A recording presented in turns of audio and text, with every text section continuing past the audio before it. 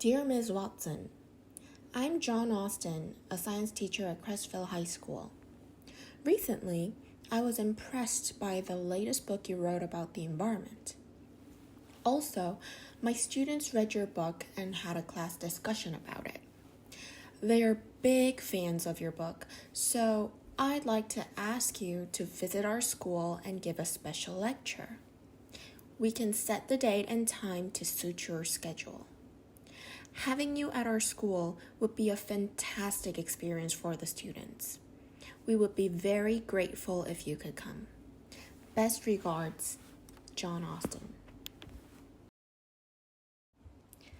Marilyn and her 3-year-old daughter, Sarah, took a trip to the beach where Sarah built her first sandcastle. Moments later, an enormous wave destroyed Sarah's castle. In response to the loss of her sandcastle, tears streamed down Sarah's cheeks and her heart was broken. She ran to Marilyn, saying she would never build a sandcastle again. Marilyn said, "Part of the joy of building a sandcastle is that, in the end, we give it as a gift to the ocean." Sarah loved this idea and responded with enthusiasm to the idea of building another castle. This time, even closer to the water, so the ocean would get its gift sooner. Magic is what we all wish for to happen in our life. Do you love the movie Cinderella like me?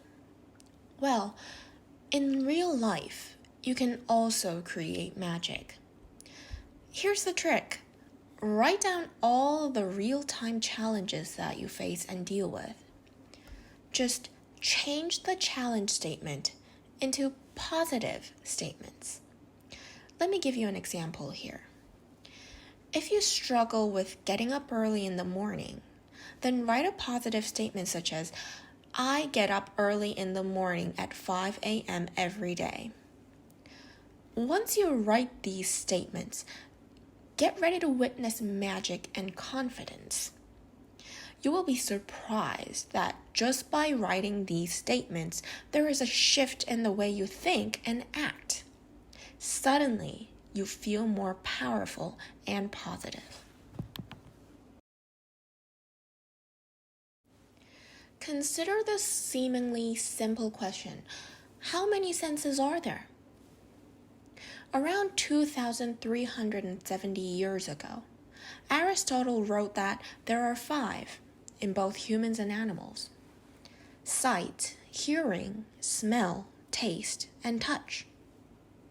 However, according to the philosopher Fiona McPherson, there are reasons to doubt it. For a start, Aristotle missed a few in humans: the perception of your own body, which is different from touch, and the sense of balance, which is links to both touch and vision. Other animals have senses that are even harder to categorize. Many vertebrates have a different sense system for detecting odors.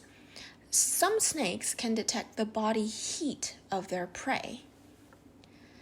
These examples tell us that senses cannot be clearly divided into a limited number of specific kinds, McPherson wrote in The Senses.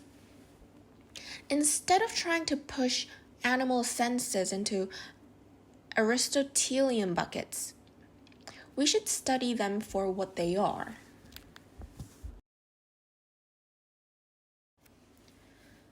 When we think of leaders, we may think of people such as Abraham Lincoln or Martin Luther King Jr. If you consider the historical importance and far-reaching influence of these individuals, leadership might seem like a noble and high goal.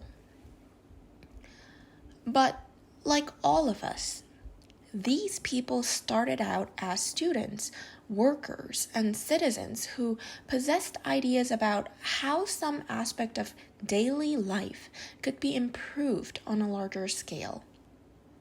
Through diligence and experience, they improved upon their ideas by sharing them with others, seeking their opinions and feedback, and constantly looking for the best way to accomplish goals for a group.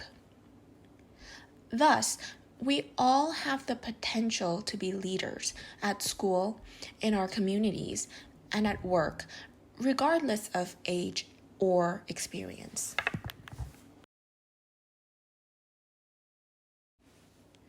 Crop rotation is the process in which farmers change the crops they grow in their fields in a special order.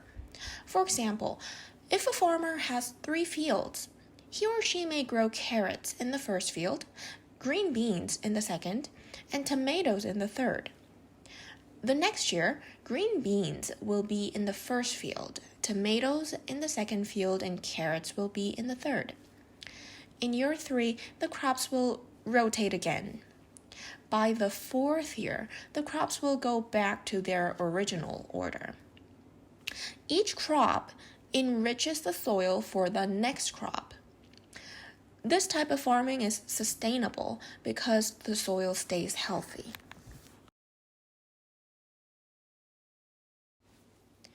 Working around the whole painting, rather than concentrating on one area at a time, will mean you can stop at any point and the painting can be considered finished. Artists often find it difficult to know when to stop painting, and it can be tempting to keep on adding more to your work. It is important to take a few steps back from the painting from time to time to assess your progress. Putting too much into a painting can spoil its impact and leave it looking overworked. If you find yourself struggling to decide whether you have finished, take a break and come back to it later with fresh eyes. Then you can decide whether any areas of your painting would benefit from further refinement. Jaroslav Hayrovsky was born in Prague on December 20th, 1890, as the 5th child of Leopold Hayrovsky. In 1901, Jaroslav went to a secondary school called the Academic Gymnasium. Rather than Latin and Greek, he showed a strong interest in the natural sciences. At Czech University in Prague, he studied chemistry, physics, and mathematics. From 1910 to 1914, he continued his studies at University College London. Throughout the First World War, Jaroslav served in a military hospital. In 1926, Jaroslav became the first professor of physical chemistry at Charles University in Prague. He won the Nobel Prize in Chemistry in 1959.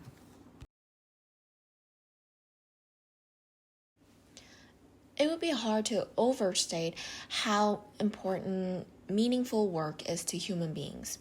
Work that provides a sense of fulfillment and empowerment. Those who have found deeper meaning in their careers find their days much more energizing and satisfying and count their employment as one of their greatest sources of joy and pride.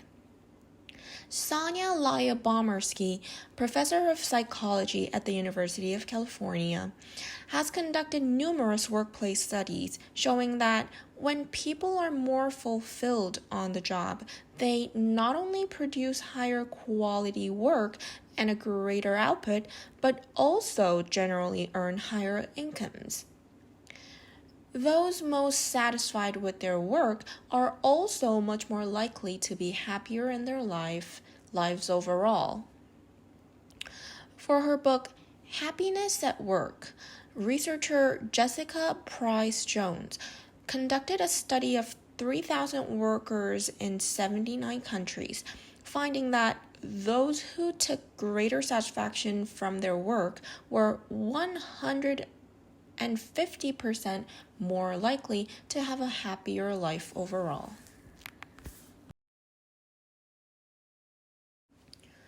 The rate of speed at which one is traveling will greatly determine the ability to process detail in the environment.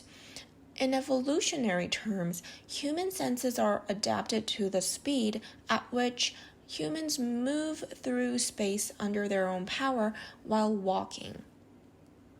Our ability to distinguish detail in the environment is therefore ideally suited to movement at speeds of perhaps 5 miles per hour and under. The fastest users of the street, motorists, therefore have a much more limited ability to process details along the street. A motorist simply has little ability to appreciate design details. On the other hand, pedestrian travel, being much slower, allows for the appreciation of environmental detail.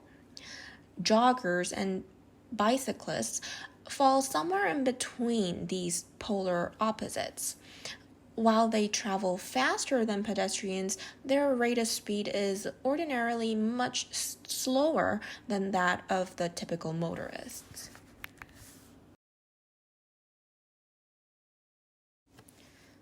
Every species has certain climatic requirements.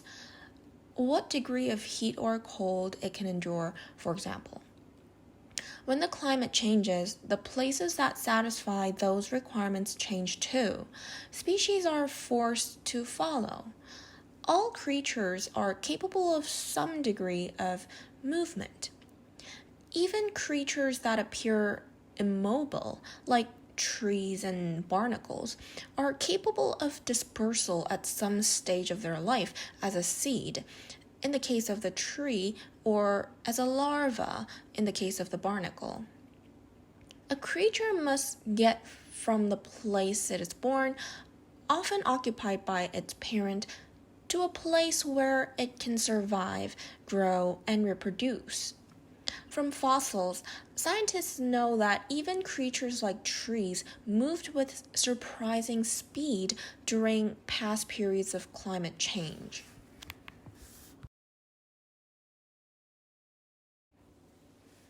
No respectable boss would say, I make it a point to discourage my staff from speaking up, and I maintain a culture that prevents disagreeing viewpoints from ever getting aired. If anything, most bosses even say that they are pro-dissent. This idea can be found throughout the series of conversations with corporate, university, and nonprofit leaders published weekly in the business sections of newspapers. In the interviews, the featured leaders are asked about their management techniques and regularly claim to continually encourage internal protest from more junior staffers. As Bob Pittman remarked in one of these conversations, I want us to listen to these dissenters because they may intend to tell you why we can't do something. But if you listen hard, what they're really telling you is what you must do to get something done.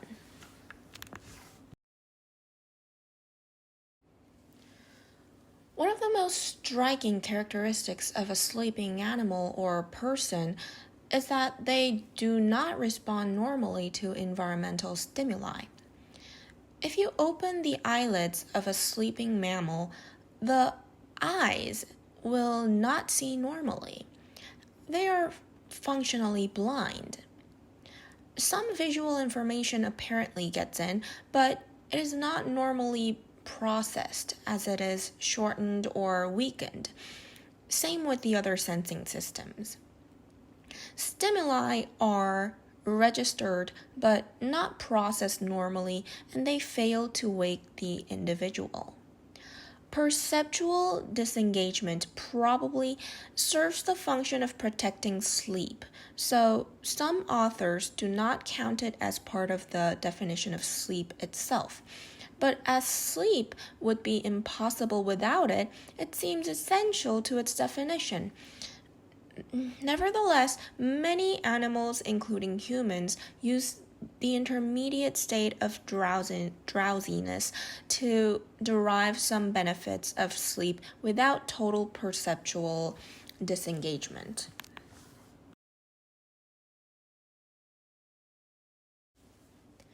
A number of research studies have shown how experts in a field often experience difficulties when introducing newcomers to that field. For example, in a genuine training situation, Dr. Pamela Hines found that people expert in using mobile phones were remarkably less accurate than novice phone users in judging how long it takes people to learn to use the phones. Experts can become insensitive to how hard a task is for the beginner, an effect referred to as the curse of knowledge. Dr. Hines was able to show that as people acquired the skill, they then began to underestimate the level of difficulty of that skill. Her participants even underestimated how long it had taken themselves to acquire that skill in an earlier session. Knowing that experts forget how hard it was for them to learn, we can understand the need to look at the learning process through students' eyes rather than making assumptions about how students should be learning. A group of psychologists studied individuals with severe mental illness who experienced weekly group music therapy, including singing familiar songs and composing original songs. The result showed that the group music therapy improved the quality of participants' life, with those participating in a greater number of sessions experiencing the greatest benefits. Focusing on singing, another group of psychologists reviewed articles on the efficacy of group singing as a mental health treatment for individuals living with a mental health condition in a community setting. The findings showed that when people with mental health conditions participated in a choir, their mental health and well-being significantly improved. Group singing provided enjoyment, improved emotional states, developed a sense of belonging, and enhanced self-confidence.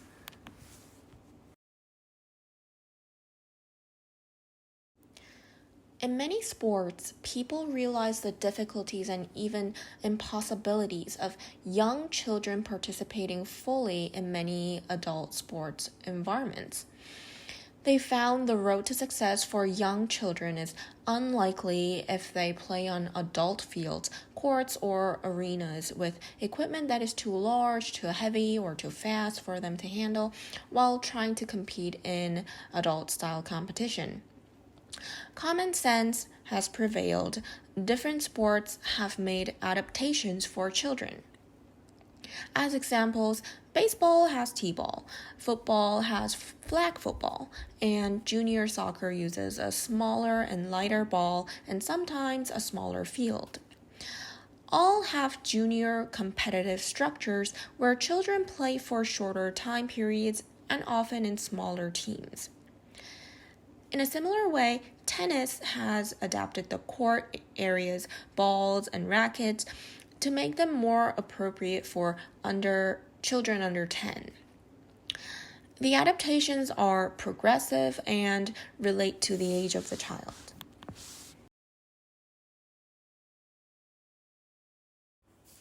With no horses available, the Inca Empire excelled at delivering messages on foot. The messengers were stationed on the royal roads to deliver the Inca king's orders and reports coming from his lands. Called chasqui, they lived in groups of 4 to 6 in huts, placed from 1 to 2 miles apart along the roads. They were all young men, and especially good runners who watched the road in both directions.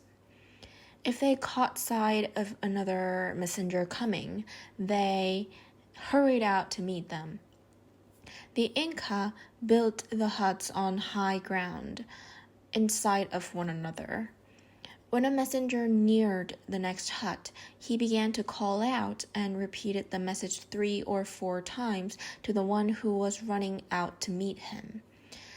The Inca Empire could relay messages 1,000 miles, 1,610 kilometers in 3 or 4 days under good conditions.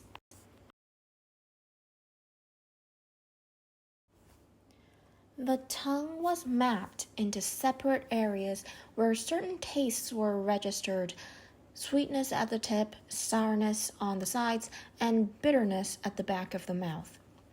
Research in the 1980s and 1990s, however, demonstrated that the tongue map explanation of how we taste was in fact totally wrong. As it turns out, the map was a misinterpretation and mistranslation of research conducted in Germany at the turn of the 20th century. Today, leading taste researchers believe that taste buds are not grouped according to specialty. Sweetness, saltiness, bitterness, and sourness can be tasted everywhere in the mouth, although they may be perceived at a little different intensities at different sites. Moreover, the mechanism at work is not place, but time. It's not that you taste sweetness at the tip of your tongue, but rather that you register that perception first.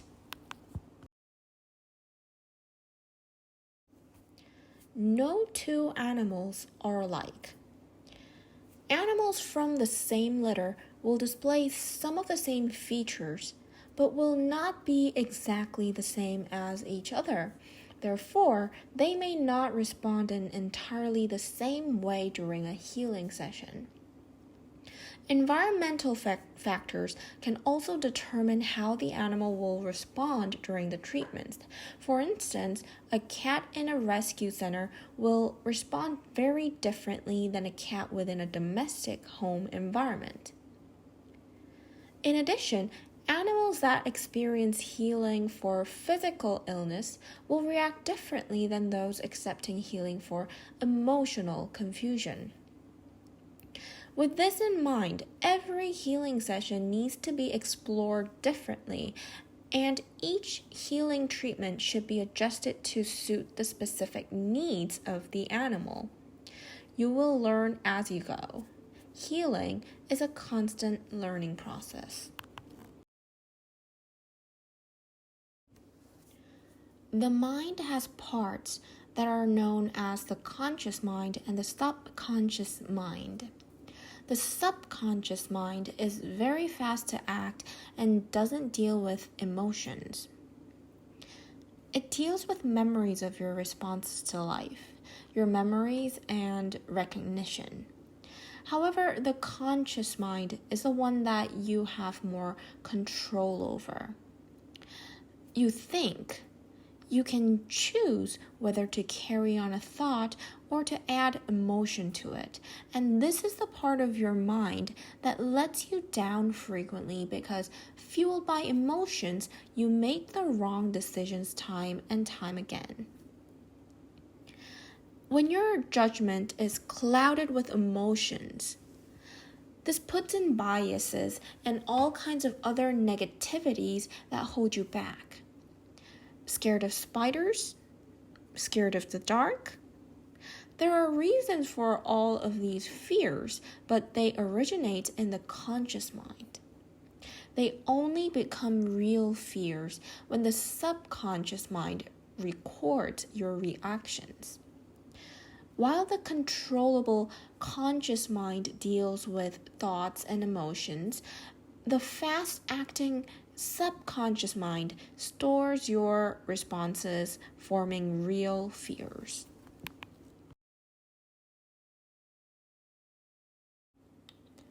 Norms are everywhere. defining what is normal and guiding our interpretations of social life at every turn. As a simple example, there is a norm in Anglo society to say thank you to strangers who have just done something to help, such as open a door for you, point out that you've just dropped something, or give you directions. There is no law that forces you to say thank you, but if people don't say thank you in these cases, it is marked. People expect that you will say it. You become responsible. Failing to say it will be both surprising and worthy of criticism. Not knowing the norms of another community is the central problem of cross-cultural communication.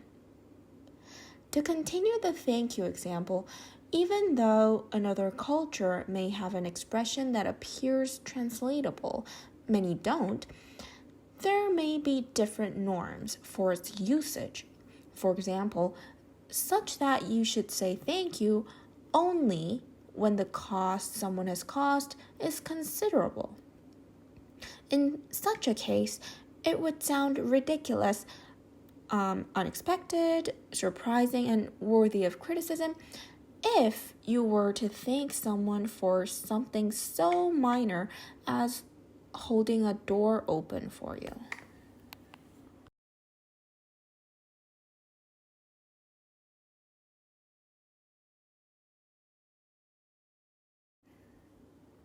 The above graph shows the extent to which young people aged 16 to 25 in 6 countries had fear about climate change in 2021.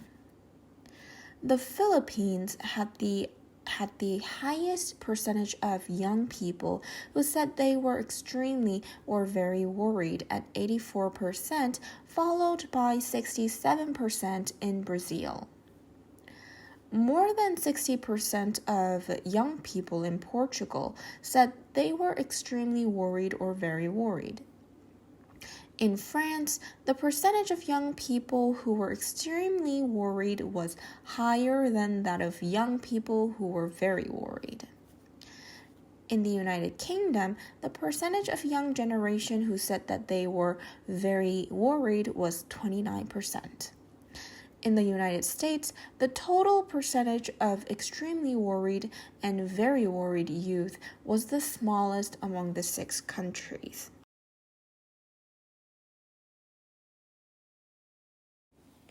Spring tea class for young people.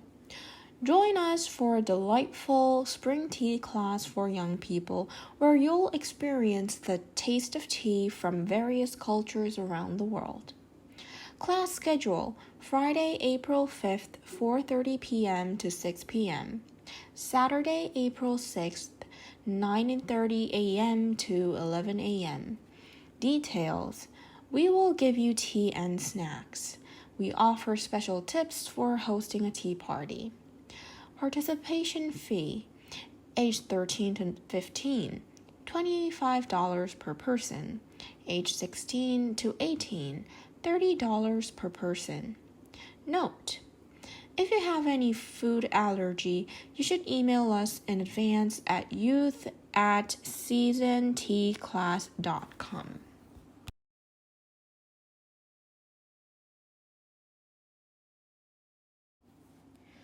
Clothes Upcycling Contest 2024. Are you passionate about fashion and the environment? Then we have a contest for you. Participants: anyone living in Lakewood aged 11 to 18. How to participate: take before and after photos of your upcycled clothes. Email the photos at lovelw@lwplus.com. Send in the photos from April 14th to May 12th. Winning prize: a $100 gift card to use at local shops. The winner will be announced on our website on May 30th. For more details, visit our website www.lovelwplus.com.